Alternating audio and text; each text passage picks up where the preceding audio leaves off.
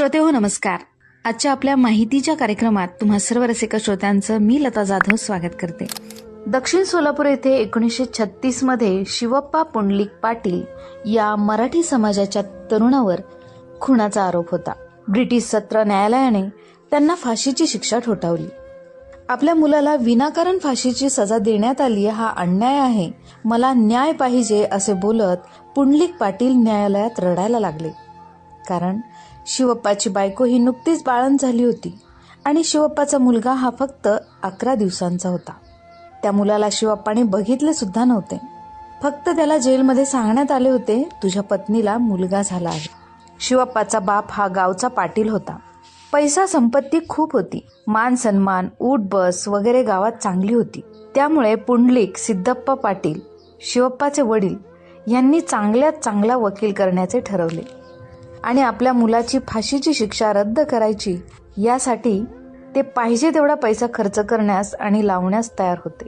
त्यासाठी चांगल्यातला चांगला वकील शोधण्यासाठी गावोगावी शहरी फिरत होते. खूप वकील, कायदेतज्ञ यांच्याकडे पुंडलिक पाटील जाऊन आले, पण त्या सर्वांनी हात वर केले. आता आम्ही काहीच करू शकत नाही. न्यायालयाचा आदेश हा अंतिम असतो. तुमच्या मुलाला फाशी होणार आणि त्यातून त्याला साक्षात देव जरी आला तरी ते सुद्धा त्याला हरवू शकत नाही, असेच सर्व नामवंत कायदेतज्ञ बोलत होते. यात तर एक ब्रिटिश कायदेतज्ञ आणि त्यावेळचे सुप्रसिद्ध वकील हेनी ल्युटेन्स यांनी सुद्धा हार मानली होती. त्यांनी सुद्धा पुंडलिक यांना मी यात काहीच करू शकत नाही असे स्पष्ट सांगितले.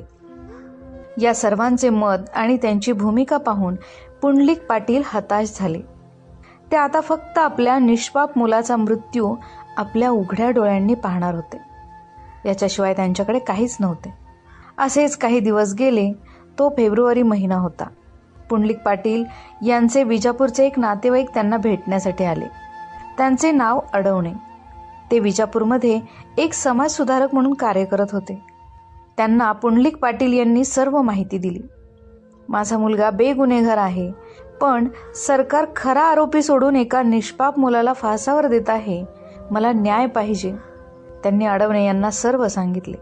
ते कोणाला जाऊन भेटले, मोठ्या वकिलाला जाऊन भेटले, पण कुणीच माझ्या मुलाला वाचवण्यासाठी पुढे येत नाही आणि माझी केस सुद्धा घेत नाही. पुंडलिक पाटील यांचे सर्व म्हणणे ऐकून घेतल्यावर अडवणे यांनी त्यांना सांगितले, आपण एक शेवटचा पर्याय म्हणून बॅरिस्टर डॉक्टर बाबासाहेब आंबेडकर यांना जाऊन भेटू. ते खूप मोठे बॅरिस्टर आणि उच्च कायदेतज्ञ आहेत. ते काहीतरी करतील असे बोलून अडवणे यांनी पुंडलिक पाटील यांना उद्या आपण मुंबईला जाऊन बॅरिस्टर आंबेडकर साहेबांना भेटू, ते यातून काहीतरी नक्कीच मार्ग काढतील असे सांगितले. अडवणे यांच्या अशा विश्वासाच्या बोलण्यामुळे पुंडलिक पाटील यांच्या आशा उंचावल्या. त्यांना आशेचा किरण दिसून आला. ठरल्याप्रमाणे ते दोघे पुंडलिक पाटील यांच्या अँबॅसेडर कारने मुंबईला निघाले. दुसऱ्या दिवशी डॉक्टर बाबासाहेब आंबेडकर यांना भेटण्यासाठी त्यांच्या बंगल्यावर गेले, पण डॉक्टर बाबासाहेब आंबेडकर त्यांना भेटले नाहीत. त्यावेळी डॉक्टर बाबासाहेब आंबेडकर हे त्यांच्या पनवेलच्या फार्म हाऊसवर विश्रांतीसाठी गेले होते असे त्यांना समजले. ते तडक पनवेलच्या दिशेने निघाले. ते पनवेलमध्ये रात्री पोहोचले. त्यांनी डॉक्टर बाबासाहेब आंबेडकर यांची भेट घेतली आणि त्यांना सकाळी येऊन मला भेटा, मी बघतो तुमची काय केस आहे ती, असे सांगितले. डॉक्टर बाबासाहेब आंबेडकर यांच्या अशा बोलण्यामुळे पुंडलिक पाटील यांचा उत्साह वाढला. कारण आतापर्यंत ते ज्या कायदा तज्ज्ञाला भेटले, नामवंत वकिलाला जाऊन भेटले होते, त्या सर्व वकिलांनी त्यांना सॉरी, आम्ही यात काहीच करू शकत नाही असे सांगितले होते. पण डॉक्टर बाबासाहेब आंबेडकर यांनी त्यांना मी बघतो तुमची काय केस आहे हा शब्द फार दिलासादायक वाटला आणि त्यांना एक आशेचा किरण डॉक्टर बाबासाहेब आंबेडकर यांच्यामध्ये बघायला मिळाला. दुसऱ्या दिवशी सकाळी अडवणे आणि पुंडलिक पाटील हे डॉक्टर बाबासाहेब आंबेडकर यांना येऊन भेटले. त्या दोघांना डॉक्टर बाबासाहेब आंबेडकर यांनी सोफ्यावर बसवून त्यांचे म्हणणे ऐकण्यास तत्पर झाले. पण इथे एक प्रॉब्लेम होता. तो म्हणजे पुंडलिक पाटील हे दक्षिण सोलापूरचे असल्यामुळे त्यांना मराठी येत नव्हती. ते कन्नड बोलायचे. त्यामुळे डॉक्टर बाबासाहेब आंबेडकर यांना त्यांची भाषा समजत नव्हती. अखेर थोडीफार मराठी येत असलेल्या अडवणे यांना त्यांची भाषांतर करण्यास सांगितले.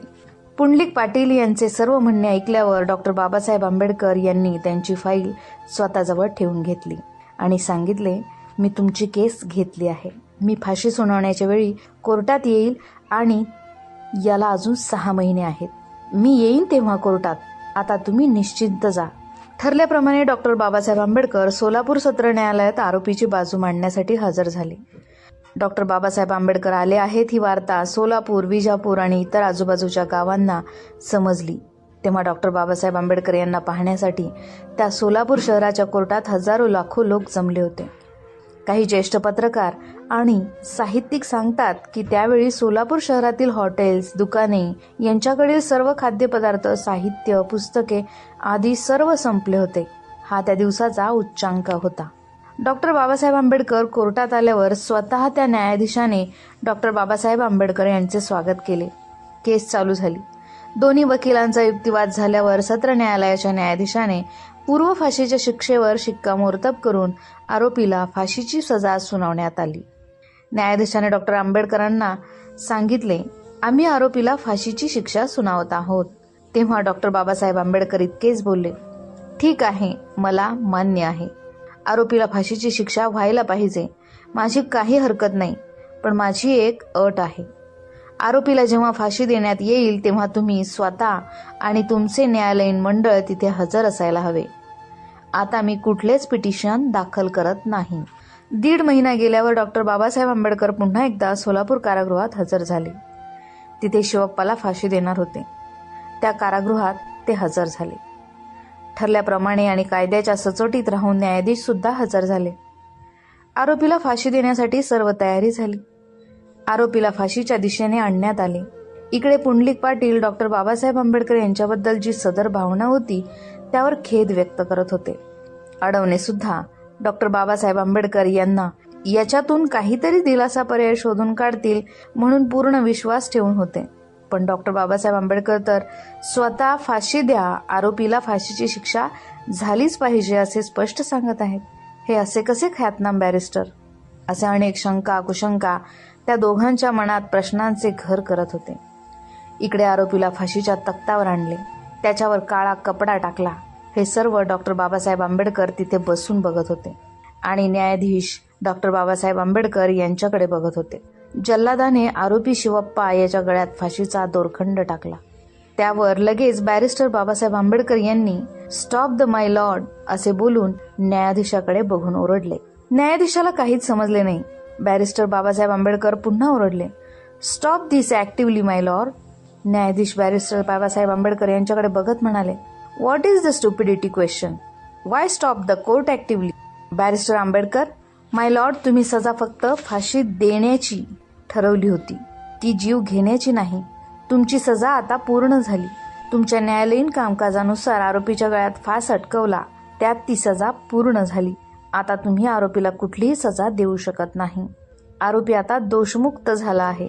तुमची सजा आरोपीने पूर्ण भोगली आणि पूर्ण केली. डॉक्टर बाबासाहेब आंबेडकर यांचे म्हणणे त्या ब्रिटिश न्यायाधीशाला मान्य करावे लागले आणि तेव्हापासून आरोपीला फाशीची सजा देताना मरेपर्यंत फाशी अशी सजा देण्यात येते आणि शिवप्पायाची निर्दोष मुक्तता करण्यात आली. आजही पाटील यांच्या देवघरात डॉक्टर बाबासाहेब आंबेडकर यांचा मूर्तिवजा पुतळा आहे. आजची जी पाटील यांची पिढी आहे ती डॉक्टर बाबासाहेब आंबेडकर यांची रोज पूजा करते. आपण जी डॉक्टर बाबासाहेब आंबेडकर यांच्याकडे अँबॅसेडर कार बघतो ती पुंडलिक पाटील यांनी डॉक्टर बाबासाहेब आंबेडकर यांना त्यांच्या जन्मदिनाच्या दिनी भेट म्हणून दिली आणि पूर्ण गावात पुंडलिक पाटील यांनी सोलापूर शहरात डॉक्टर बाबासाहेब आंबेडकर यांचा फोटो हत्तीवर ठेवून पूर्ण सोलापुरात साखर वाटली होती. धन्यवाद.